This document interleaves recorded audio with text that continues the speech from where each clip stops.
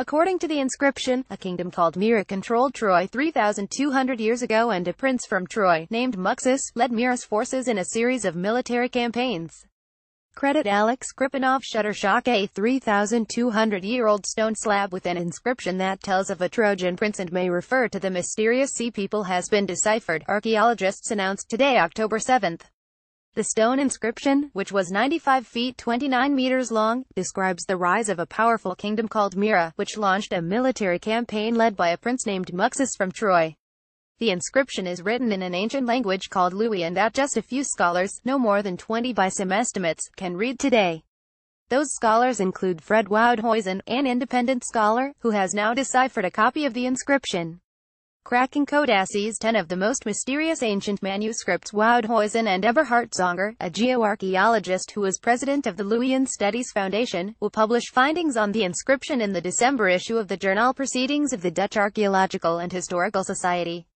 According to James Mellart's notes, this Luwian inscription was copied by the archaeologist George Perret in 1878 at Beykoy in Turkey.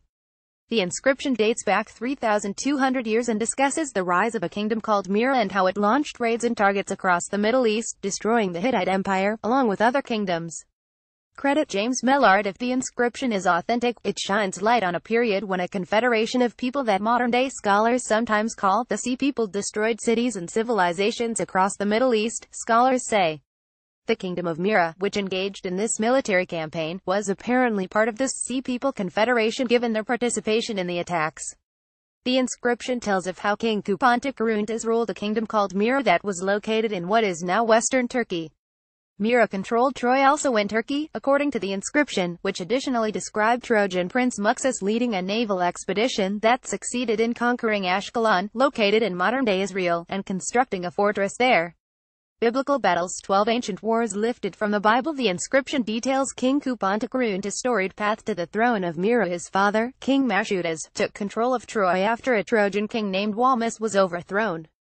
Soon after that, King Mashudas reinstated Walmus on the Trojan throne in exchange for his loyalty to Mira. The inscription says, Kupantakaruntas became king of Mira after his dad died. He then took control of Troy, although he wasn't the actual king of Troy. In the inscription, Kupantakaruntas describes himself as a guardian of Troy, imploring future rulers of Troy to guard Wilusa, an ancient name for Troy like the great king of Mira did. Translation by Woudhuizen. The inscription itself no longer exists, having been destroyed in the 19th century, but records of the inscription, including a copy of it, were found in the estate of James Mellart, a famous archaeologist who died in 2012. Mellart discovered several ancient sites in his life, the most famous of which is Catalhoyuk, a massive, 9,500-year-old settlement in Turkey that some scholars think is the oldest city in the world. The 25 most mysterious archaeological finds on Earth. Mellart left instructions saying that if the inscription could not be fully deciphered and published before he died, other scholars should do so as soon as possible.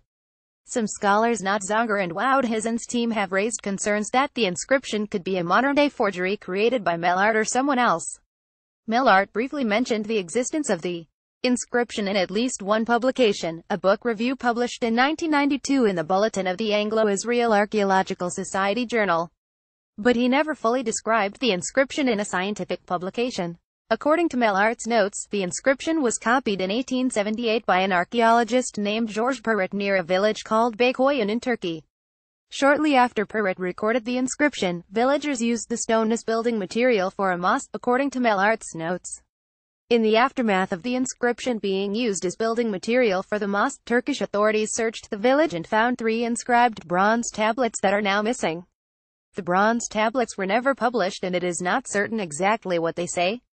A scholar named Bahadur Alkam, who died in 1981, rediscovered Perret's drawing of the inscription and made a copy, which Mellart, in turn, also copied and which the Swiss-Dutch team has now deciphered. Mellart was part of a team of scholars who, starting in 1956, worked to decipher and publish Perret's copy of the inscription, along with the now missing bronze tablets and several other Luwian inscriptions, his notes say. Mellart's notes state that the team he was part of was unable to publish its work before most of the team members died.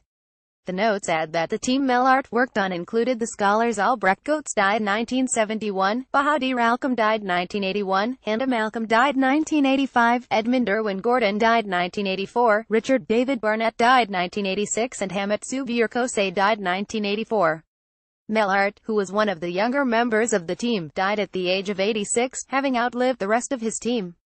The Swiss-Dutch team found that, in his later years, Mellart spent a considerable amount of time trying to understand the copies of the different Luwian inscriptions in his possession. However, Mellart couldn't read Luwian. He was brought onto the team for his knowledge of the archaeological landscape of western Turkey, while other members could read the ancient language. Cracking codes 5 ancient languages yet to be deciphered. Live Science talked to several scholars not affiliated with the research. Some of them expressed concern that the inscription is a modern-day forgery. They said that until records of the inscription are found that are not left behind by Mellart, they can't be sure the inscription existed. Zonger and Woudhuizen said that it would be extremely difficult, if not impossible, for Mellart or someone else to create such a forgery. The inscription is very lengthy, and Mellart couldn't read, much less write Luwian, they said in their paper.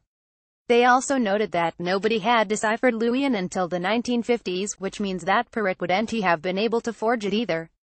Zonger and Woudhuizen added that few scholars today are able to read Luwian, much less write a lengthy inscription. They said they also don't understand why Mellart would have wanted to create a lengthy and complex forgery, but leave it largely unpublished. 24 amazing archaeological discoveries. Mellart was accused in his life of inadvertently aiding smugglers and exaggerating or even imagining evidence, as Ian Hodder, the current director of excavations at Catalhoyuk, put it, to prove his archaeological ideas. However, he was never found to have created a forgery, Zonger and Woudhuizen noted. Even so, Zonger told Live Science that until records of the inscription are found apart from Mellart's estate, he can't be totally certain it's authentic and not a forgery. Zonger is also publishing details of the newly deciphered inscription in a German language book called Die Luwier und der Trojanische Krieg, eine Forschungsgeschichte.